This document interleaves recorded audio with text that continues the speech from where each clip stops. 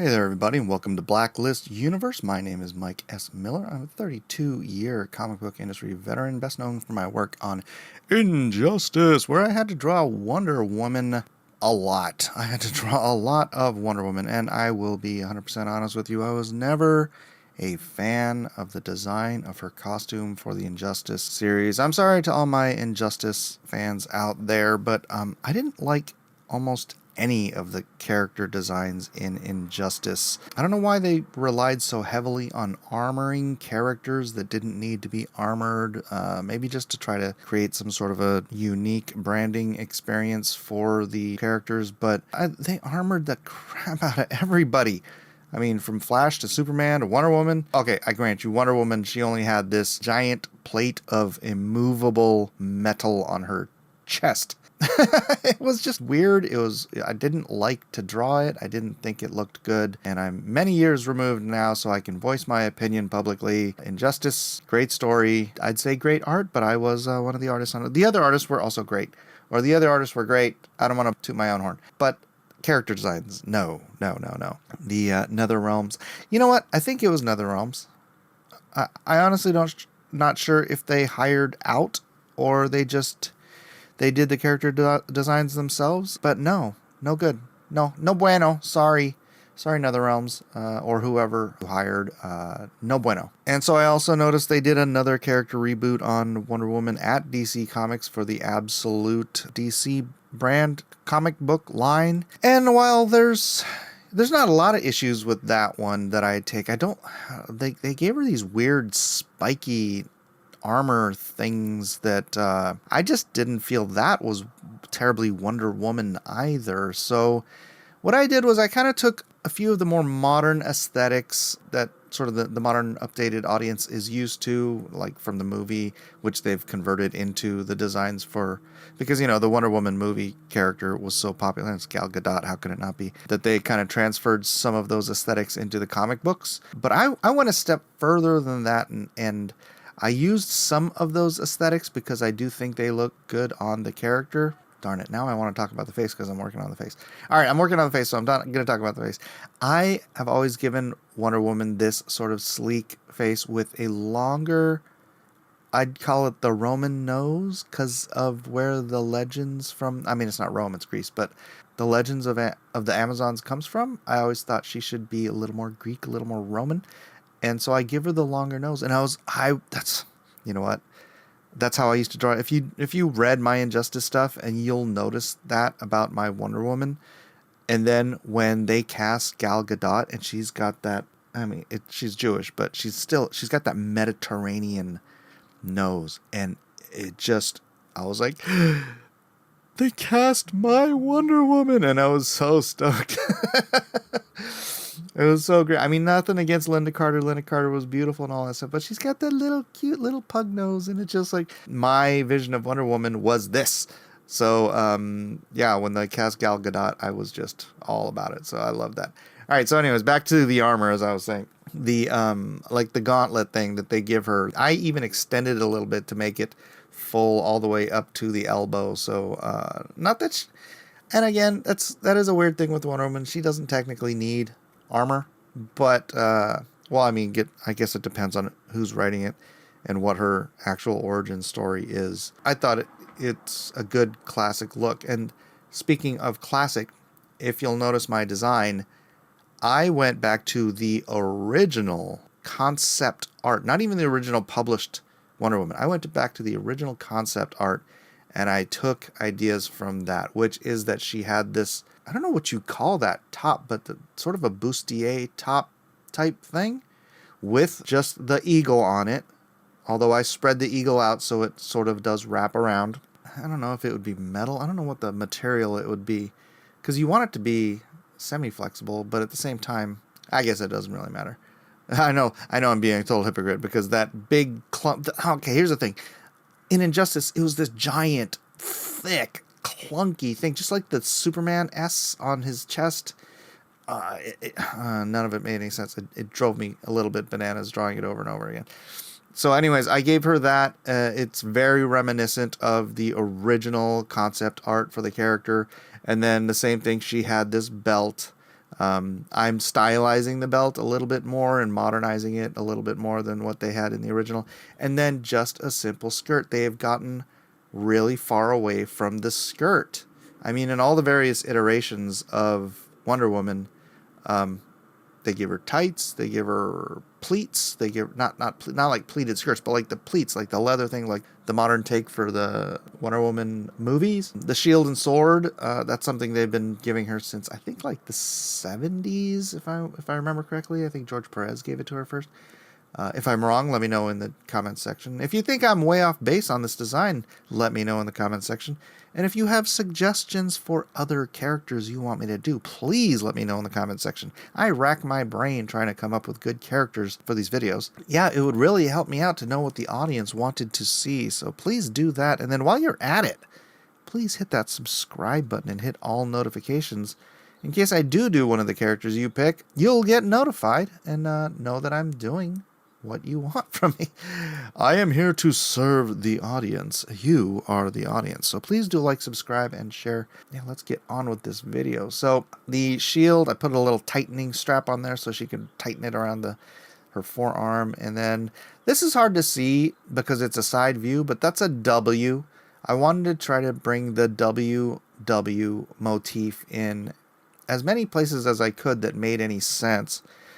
Because that is when you're doing a character design like this, you do want to have motifs, right? You want to have recurring themes in the design. So the WW for Wonder Woman, I put it in her tiara, I put it on her armbands, and I put it on her leg. I put it on her greaves.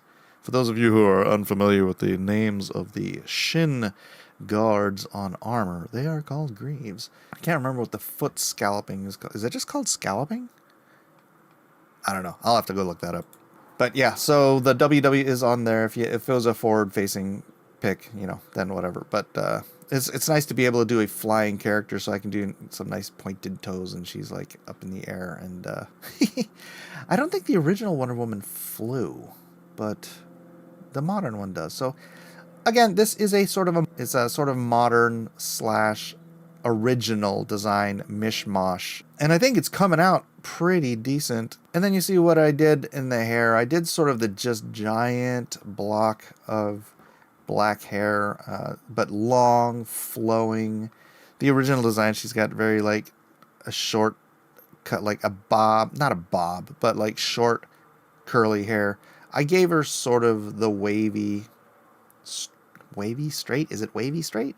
I mean, it's flowing, so I want it to be just like dark and flowing, sort of like the Adam Hughes. He doesn't do any design work in the hair. He leaves it as just this big black silhouette. But I threw a lot more like loose hairs in there because she's not out there with the sword, shield, and hairbrush. She's just out there, fighting the good fight and all that stuff. I gave her the eagle design,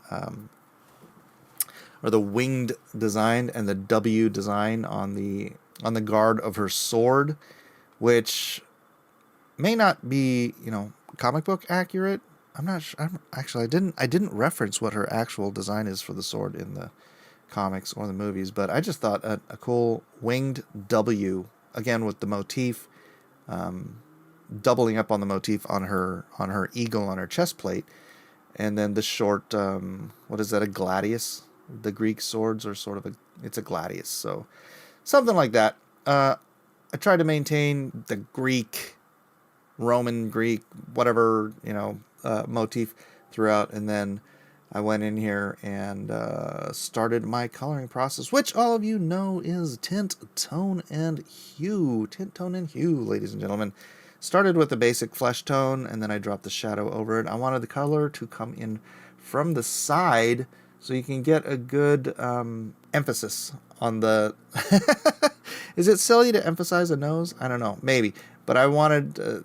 I know, I'm not obsessed with noses, guys. I'm not, really. This is just a thing for Wonder Woman in particular because of her origin. But because of that, I gave her the cool side lighting, which I don't often do, but I should do it more often, honestly, for these illustrations, because it's, I don't know, I think it comes out pretty cool. So what I'm doing with the tint, tone, and hue, I drop the base layer, hue, the color. I drop in a tone layer, which is, for those of you who keeping track. It's about a 30 or 40% purplish color that I put on the multiply setting so that it darkens, but it still has this purple to it. I just want to, you don't want to use grays to shade.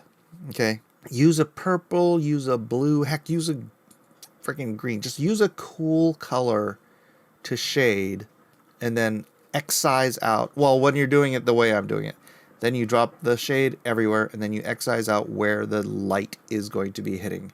And so this left me with a really good opportunity to just leave the whole shield and shield arm in shadow, except for just those knuckles, which pop out because the shield's casting that shadow.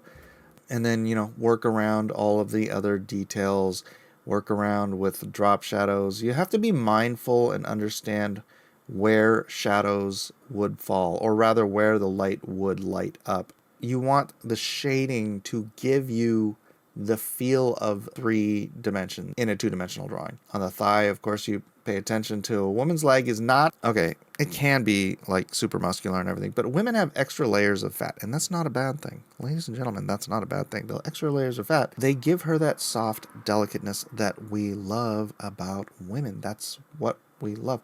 I mean, she might have a nice 6-pack, but it's not like chiseled 6-pack like you want hard. And my wife was talking to me the other day about this, how I was saying how a woman's body is like the dunes, right? Soft and flowing and beautiful. And she's like, yeah, and like the man's body is like the rocky cliff, right? Where you want you want the man's body to be like hard and chiseled and you see all the defined edges and stuff. But that's why men and women are different. And thank you, God. Thank you for making us different. And thank you for letting those of us who understand the beauty in the difference understand that there is beauty in the difference. I'm not going to get on my soapbox about this right now. But if you want to watch some of my other soapbox videos, go ahead and flip through the channel. And then the one more thing, I add the highlight to the things that are hard and shiny because it just makes them pop and makes them separate from the softer materials, the material, the flesh, unless she's like all sweaty and then she'd be shiny. You want that white to just pop those, like the lips, right? That makes the lips pop. It makes the tiara pop. It makes the earrings pop, right? All the little metal things. This part I usually complain about because it's called flatting and you're just adding color to certain areas. But in this case, it didn't take me too long, so I wasn't put off by it. I could just drop these large areas of color in, and I use the classic colors, none of that darker stuff they did for the movies. The gold might be a little bit less yellow than, or in the comics generally, but it's still this, I don't know, almost a bronzy gold type color I chose to use, and then just did a fairly decent amount of saturation on the blues and the reds, because, you know, you don't want 3 primary colors super saturated. You want them nice and bright, but not super saturated, because then it gets really clashy. And Wonder Woman is the 3 primary colors, which, you know, it looks good on her.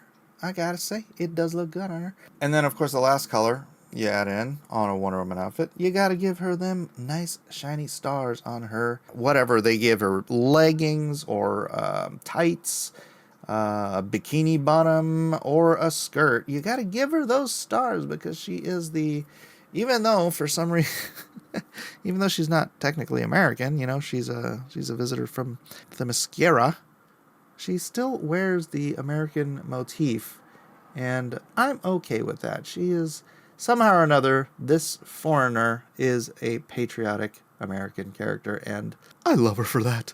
That's fine. So again, she got to be in the sky flying, so I just threw up some clouds and made her look like she's floating in a sunrise kind of a time period in the sky. And that's it, ladies and gentlemen. That is my redesign of Wonder Woman based on a combination of modern elements and the original character design elements. Let me know what you think, because I think it looks really cute, but it's way more flesh tone than you would see. I don't know when the last time, because the original had that halter top, or the bustier, and her stomach was exposed. And I can't remember ever seeing that in another Wonder Woman design since. Let me know what you think. I don't know. You think I pulled it off, or do you think this is a miss? Let me know in the comments section below. And again, Like I said before, like, subscribe, and share, and we'll see you on the next video.